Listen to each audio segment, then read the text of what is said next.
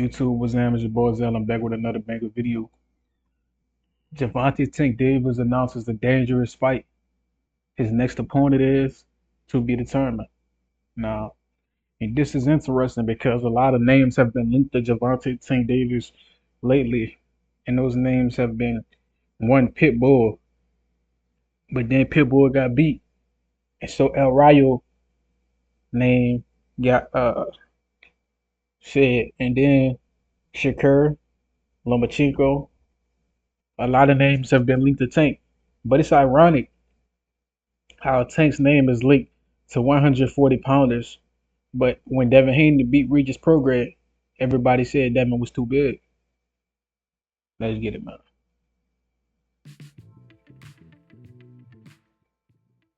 So, according to Leonard Ellaby, Gervontay Davis will be making his return real soon, and he's going to be announcing a huge fight like he always do. Tank Davis' return will most likely be in November. However, the opponent is still up in the air. Tank has the options to fight either Edwin de los Santos or El Rayo. Leonard Ellaby did say El Rayo is an option. Check it out.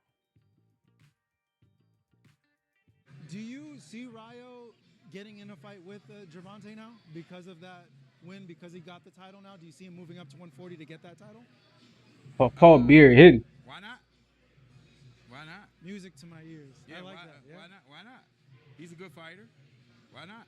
Do- You know, it's really interesting to hear Leonard Ellaby do a 180. When it came to Gervontay moving up to fight Devin Haney at 140 pounds, Leonard Ellaby put roadblocks in the way, claiming that Gervontay is not a 140 pounder. Why will he move up to 140 to fight Devin? He's really a 130 pounder. He may even move back to 130. That's what Leonard Ellaby had to say about Tank moving up to fight Devin at 140. However, when it came to El Rayo, Leonard had a completely different energy.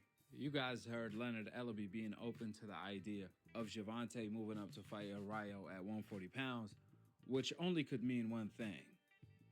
That's a possibility and an option on the table that Gervontay is perhaps exploring. Remember, El Rayo messed up the plans for Gervontay Davis to fight Pitbull again in a rematch. The plan was for Gervontay to run it back with Pitbull again at 140 pounds for the WBA title. However, El Rayo messed up them plans when he took Pitbull Cruz to school, beating him in a shutout. That's exactly what I was saying. El Rayo took Pitbull ass to school, turned him, uppercutted him all night. He only got hurt once, and he still never got dropped. Dominated Pitbull, unanimous decision.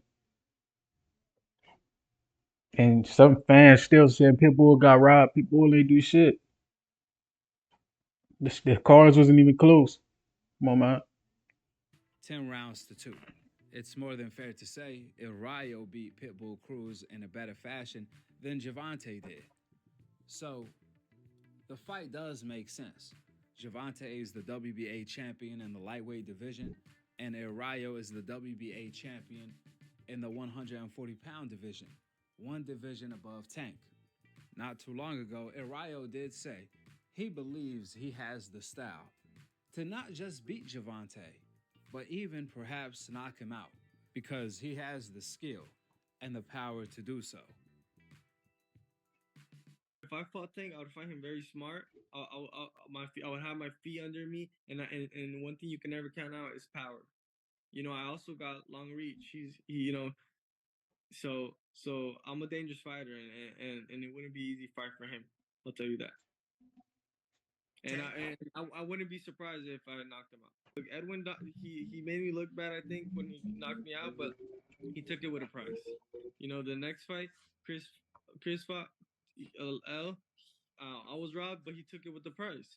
And then today, and this last fight, you guys saw the kind of power it carries. So extremely well, a good camp for Tank. I can see myself beating him. Yeah, well, El Rayo reminds me of Mario Barrios, Southpaw Mario Barrios with power. Because when we saw Mario Barrios fight Tank, he lasted a good amount of time because he's so much bigger than Tank, and he was able to box.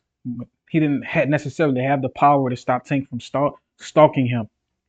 So him versus El Rayo would be a great match stylistically. El Rayo would be a tough style matchup for him, but the experience level, like he's tough style wise, but I think experience Tank gonna wear him out. Tank gonna pressure him and pick his spots and wear El Rayo out. And he knows how to cut the ring off and land accurate shots. If you get in the corner versus Tank, he's going to land something on you, something of substance. And that's the difference, bro. Well, if Araya wins the sweepstakes and receives the lotto ticket to fight Gervontay Tank Davis next, he's going to have the opportunity to prove so and do so. Araya has been showing tremendous improvements his last two fights with his offense, defense, and footwork. So this is a perfect fight for Tank to get prepared for the Shakur Stevensons and the Lomachenkos of the world. On top of that, El Rayo is bringing to the table something they not, and that's a whole lot of power on top of all of his skill. Due to that, this is not an easy fight for Gervontay. El Rayo has a lot of confidence, but more importantly, this is not the same El Rayo Valenzuela that fought Edwin De Los Santos. Since then, he got a new trainer. He corrected a lot of the mistakes he was making before by fighting smarter, sharper, and tighten up on his defense. Therefore, if Gervontay does pick El Rayo, this is going to make for a very interesting fight, a fight that Tank can't sleep on, because El Rayo has the type of power to put anybody to sleep, just like Tank himself. I think Tank has more power, but El Rayo does have one punch knockout power as well. Additionally, I believe El Rayo is the most technical and skillful Hispanic fighter that Gervontay has fought yet. Now you do the math. Just with the fact that El Rayo has the power and skill alone, it is going to make for an interesting fight.